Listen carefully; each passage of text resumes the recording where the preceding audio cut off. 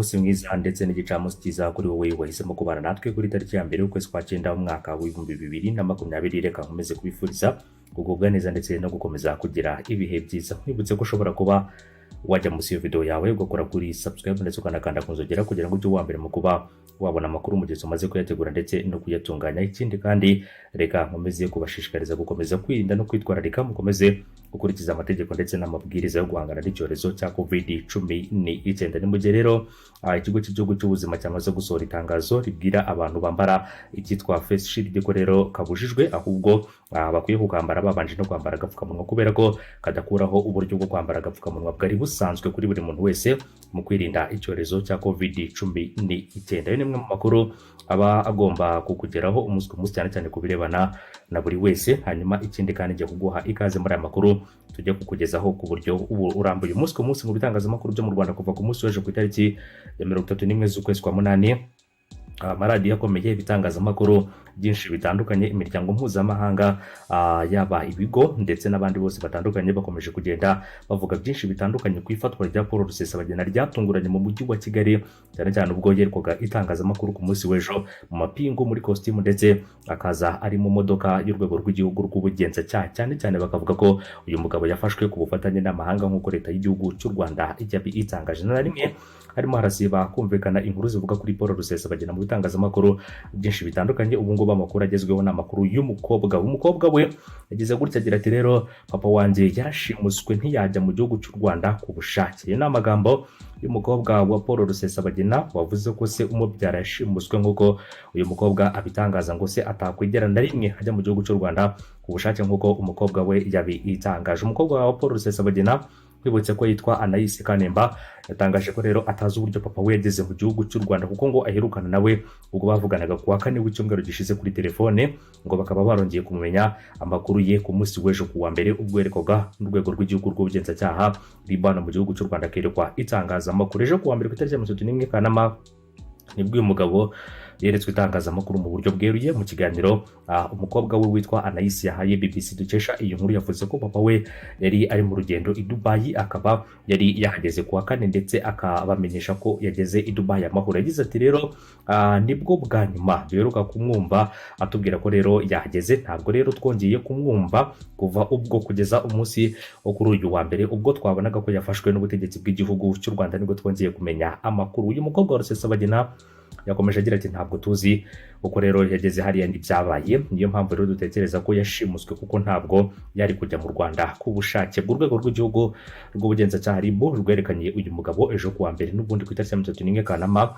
Hanyuma ruvuga ko yafashwe ku bufatanye bw'inzego z'u Rwanda n'amahanga, kuko yari yarashyiriweho impapuro mpuzamahanga zo kumuta muri yombi kubera ibyaha bikomeye akurikiranyweho byakorewe ku butaka bw'igihugu cy'u Rwanda. Ku birebana na Paul Rusesabagina, umuvugizi w'urwego rw'igihugu rw'ubugenzacyaha mu kiganiro yahaye itangazamakuru akaba ari Dr.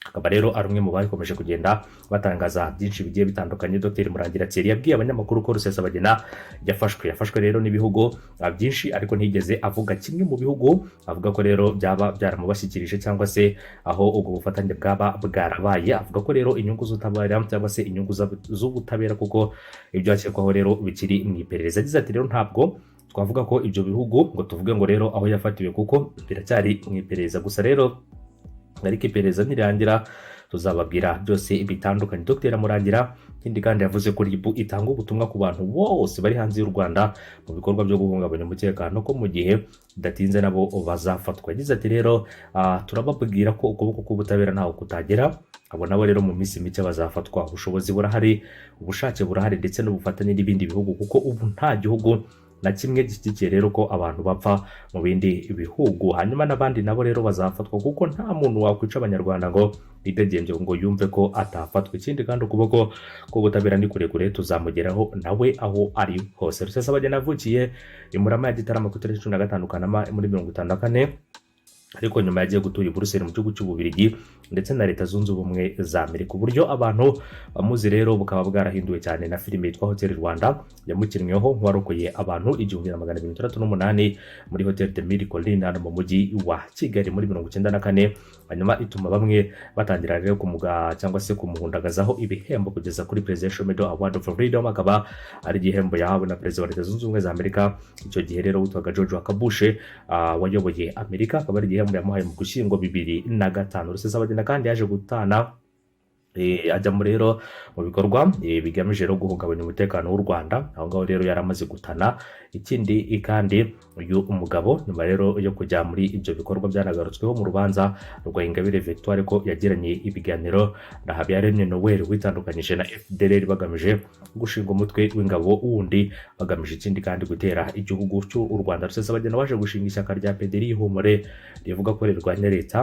Ikindi kandi yamusabye gushaka abasirikare bo muri FDLR kugira ngo abakangurire kwitandukanya nayo, maze bashingaga ndetse bagashinga ingabo z'umutwe wa PDR Ihumure. Rusesabagina hamwe na PDR Ihumure ariyo Party for Democracy cyangwa se Democracy in Rwanda Ihumure baje rero kwihuza na RRM Rwanda Revolutionnaire Movement yashinzwe na Nsabimana Callixte Sankara na CNRD ubwiyunge ya General Wilson Irategeka bibyara ihuriro MRCD Mouvement Rwandais pour le Changement Démocratique ryayoborwaga na Paul Rusesabagina nka Perezida General Wilson Irategeka aba Vice Perezida wa mbere na Nsabimana Callixte Sankara aba Vice Perezida wa kabiri. Ikindi kandi baje gushinga umutwe w'ingabo uhuriweho n'ayo mashyaka yose agera kuri 4 bawita FLN.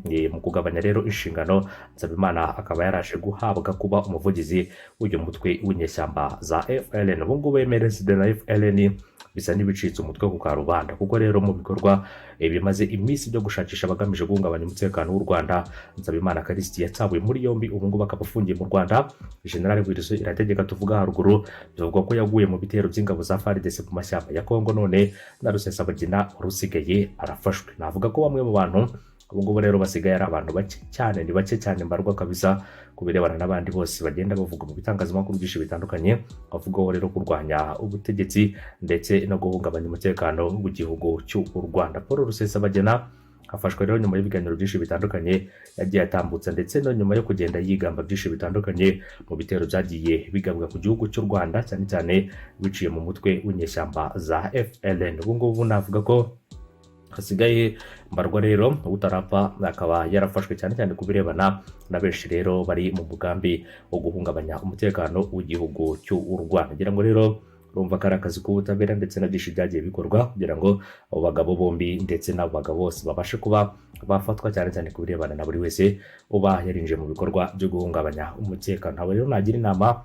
yo kwishora muri ibi bikorwa, nta n'uwo rero nagira inama yo gutekereza gukora ikintu nk'iki ngiki, kubera ko ni ikintu kiba kitari cyiza habe na gato, kandi buri wese uba waracishoyemo kizamugiraho ingaruka, cyane cyane kubirebana n'abajya mu mitwe igamije guhungabanya umutekano w'igihugu umunsi ku munsi. Nta na rimwe rero tutavuga ko buri wese akwiye kwitwararika kandi akamenya ko akwiye kuba aca bugufi, akamenya ibyo akwiye kuba yakora n'ibyo adakwiye kuba yakora, ukamenya rero aho ugomba kuba wavugira nawe udakwiye kuba wavugira, ukamenya ibyo ugomba kuvuga n'icyo ugomba kuba wavuga, cyane cyane kubirebana na buri wese. Ntabwo rero ari byiza ko utekereza kuba wakorana n'abagamije kurwanya ubutegetsi bw'igihugu runaka. Si u Rwanda gusa, igihugu cyose waba urimo ndetse n'ahandi henshi ushobora kuba uri ugomba gutekereza cyiza kuri wowe, kandi ugatekereza ibyagirira akamaro sosiyete, gutekereza uko rero ushobora kuba wasenya ibyagezeho, kubera ko ntabwo ari ikintu cyaba ari cyiza habe na gato. Nta munsi n'umwe w'ubusa rero abatavuga rumwe n'ubutegetsi bakomeza kugenda babwirwa ko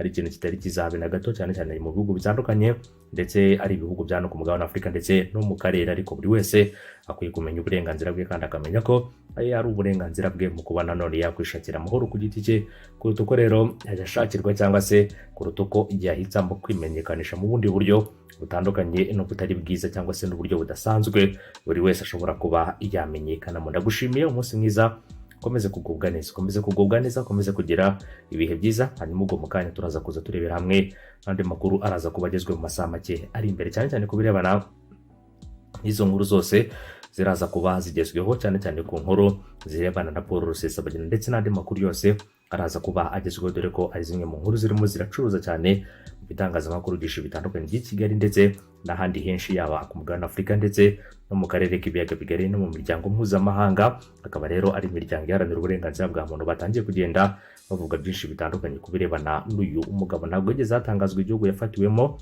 nta n'ugikeka, nta n'ukizi, nta n'uwo rero bigeze batungwa cyangwa se nta n'igihugu bigeze batunga urutoki ngo bavuge ngo yafatiwe aha. Gusa rero aho yaba yarafatiwe hose, cyane cyane ku birebana n'uyu mugabo, wenda tuzagira igihe tubimenye na buri munyarwanda wese amenye ngo Paul Rusesabagina yaba yarafatiwe nk'uko n'abandi byagiye bitangazwa aho bagiye bafatirwa. Callixte Sankara yafatiwe muri Komore. Niba mbyibuka neza, byatangajwe ko uyu mugabo yafatiwe muri Komore, hanyuma hari n'abandi benshi bagiye bafatirwa ku bundi butaka bw'ibindi bihugu bagashyikirizwa inzego z'umutekano cyangwa se bagashyikirizwa ubutabera mu gihugu cy'u Rwanda. Ubu ngubu Kabuga Felicien akaba ari mu maboko y'ubutabera mu gihugu cy'Ubufaransa, binateganywa ko ashobora koherezwa Arusha muri Tanzania mu gihe cya vuba. Umunsi mwiza kuri mwese, inkuru zacu nakagaruka, mukomeze kunogerwa na gahunda.